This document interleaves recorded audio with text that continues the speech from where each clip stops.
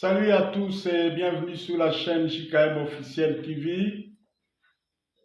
Nous voulons dans cette vidéo après l'introduction, nous donnons le premier volume sur la délivrance nationale concernant notre chère et belle République, de Côte d'Ivoire. J'avais dit que chaque pays est subjugué, dominé, contrôlé par un esprit impur bien sûr, et l'une des façons par laquelle on peut détecter facilement cet esprit, c'est en regardant les emblèmes du pays. Je ne sais pas par quel mécanisme cela s'est fait, mais il y a toujours un lien direct sur le plan comportemental entre l'emblème du pays, l'animal que le pays choisit et le comportement, la mentalité du pays. Il y a toujours un lien. Et pour la Côte d'Ivoire, bien sûr, nous avons parlé de l'éléphant. J'ai montré les points positifs de l'éléphant. C'est un animal généralement inoffensif et non violent, mais pas faible en tout cas, non violent. Et il y a beaucoup de choses que j'ai montrées sur ce point-là. Maintenant, je voulais entamer les points qui sont des points sur lesquels il faut veiller sérieusement, qui sont des points négatifs, et notamment l'éléphant vit toujours en troupeau, mais curieusement, contrairement à beaucoup de troupeaux, beaucoup d'animaux, beaucoup d'oiseaux, chez les éléphants, il n'y a pas un mâle dominant. Chez les éléphants, il y a une femelle dominante qu'on appelle la matriarche. C'est elle qui dicte la loi, qui dicte tout ce qu'il faut dans le troupeau d'éléphants. Et curieusement, et si vous observez bien, c'est cette domination-là de la matriarche, ça fait que le groupe d'éléphants est un groupe beaucoup plus influencé par la femelle, la femelle dominante là. Et avec ça, nous pouvons tirer quelque chose comme leçon sur ce point-là. Et la Côte d'Ivoire, c'est un esprit et c'est un pays qui est vraiment influencé par, chez les esprits, bien sûr, il n'y a pas de femelles et de mâles chez les esprits, mais il y a un esprit qu'on peut assimiler à un esprit de femme, un esprit féminin, voilà, un esprit ayant les caractéristiques des femmes chez les humains.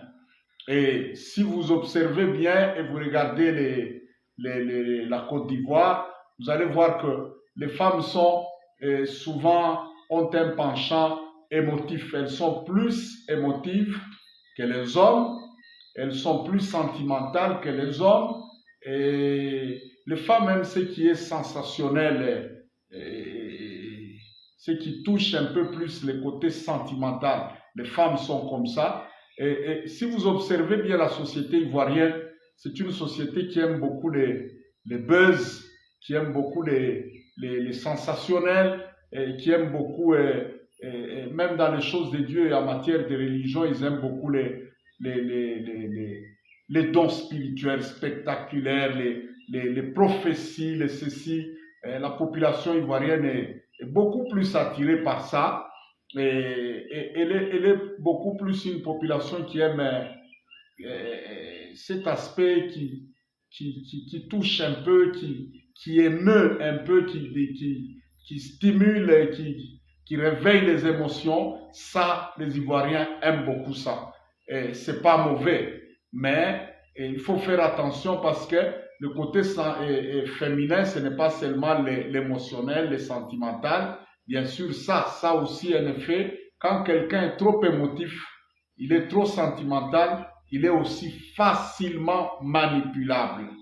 Et ça, la Côte d'Ivoire doit faire très attention. Et c'est une population très émotive, très joyeuse, très accueillante et tout ça, mais facilement, on arrive si on touche ce côté un peu émotionnel et tout ça, facilement et dans. Oui, je disais à cause de ces penchants un peu émotionnels, sentimentaux, il y a un danger qui se présente du côté de la nation ivoirienne, c'est que quand quelqu'un a un penchant sentimental, un penchant vers l'émotionnel, le sentimental, le côté rationnel fonctionne très peu. Ce n'est pas qu'il n'en a pas, ça fonctionne très peu. Et ça fait que la personne devient facilement influençable et facilement manipulable. Et observez bien ce que je veux vous dire ici, et sur le plan religieux, dans les églises et tout ça, et sur le plan politique, quand quelqu'un vient avec un discours très émotif, très sentimental, il vous manipule facilement. Et si vous n'arrivez pas à combattre cette faiblesse-là, la nation va souffrir elle sera victime de personnes qu'on appelle des manipulateurs. Voilà. Il y a des leaders qui sont des manipulateurs. Et vous savez, je m'amuse parfois aussi, même en donnant les titres de mes vidéos. Quand je donne un titre un peu trop fort, là, trop sentimental, pouf! Pourquoi? Parce que les Ivoiriens aiment le buzz. Je vais vous... Ce n'est pas une faiblesse, mais c'est quelque chose qu'il faut équilibrer. Il faut équilibrer. Vous savez, le sentimental, c'est quelque chose toujours qui, quand ça nous prédomine, parfois, ça nous place sur des bases très fragiles. Très fragiles. Et toujours cette domination-là de l'esprit féminin, elle fait que dans la plupart des grandes décisions qui influencent ces pays-là, de manière visible ou invisible, les femmes jouent un très grand rôle. Ça, vérifiez-le. Je suis en train de vous dire directement ce que l'Esprit est en train de m'enseigner sur le pays. Je ne suis jamais arrivé en Côte d'Ivoire et le premier contact que je fais avec cette nation, c'est à partir de mes vidéos et le mandat que j'ai reçu de Dieu pour parler et travailler spirituellement sur cette nation-là, à part mon pays, la République démocratique du Congo. Vérifiez bien, les femmes jouent un très grand rôle dans beaucoup de décisions. Il y a même des mauvaises décisions, des histoires très, très dangereuses qui secouent le pays. Les femmes sont derrière. Et de trois, si vous voulez réussir, que ce soit dans les affaires, que ce soit dans le monde religieux, que ce soit dans la politique, que ce soit dans tout autre domaine, faites un effort, ne tombez pas dans les pièges des femmes, parce que l'esprit qui domine la Côte d'Ivoire, c'est un esprit tel que si vous tombez dans les histoires des femmes, couchez avec n'importe qui, c'est fini, l'ennemi commence à vous manipuler et ça devient dangereux. Je ne dis pas que les femmes sont des sorcières ou elles sont possédées, mais l'esprit qui contrôle la nation, c'est un esprit qui utilise beaucoup plus l'aspect et les caractéristiques féminines pour manipuler le pays. Donc, évitez sérieusement cette histoire-là. Et ces esprits dont je suis en train de parler ici, ce ne sont pas des esprits, malheureusement, je vais vous surprendre, ce ne sont pas des esprits chassables. Donc, vous ne pouvez pas dire, au nom de Jésus, toi, esprit qui contrôle la Côte d'Ivoire, je te chasse. Non, il y a des esprits qu'on appelle des principautés. Le rôle de ces esprits-là, c'est d'imprimer une mauvaise mentalité, d'imprimer des faiblesses dans la mentalité d'un peuple pour les mater et les entraîner vers Satan. Et la seule manière de vaincre ces esprits, c'est par ce qu'on appelle le renversement. Il faut renverser ces esprits par les enseignements, par les jeûnes et la prière, et dans nos églises, qu'on enseigne sérieusement pour attaquer certaines mentalités. C'est alors que lorsque les raisonnements des hommes et les mentalités vont changer, et pratiquement vous verrez que même le pays va changer. Et ce même esprit-là, c'est un esprit de colportage, un esprit de haine et de jalousie. Et vous verrez que quand les gens prospèrent facilement, même dans le monde religieux là, Il y a des gens qui taxent facilement les autres par jalousie. Il est dans les mystiques, il est dans le satanisme, il est dans ceci, il est franc-maçon, il est tout ça. Et comme le peuple craint beaucoup ces histoires-là, on flanque en quelqu'un une étiquette comme ça et pouf, la personne devient salie et tout ça. Si Dieu n'intervient pas, même son ministère, ses affaires, sa carrière va souffrir.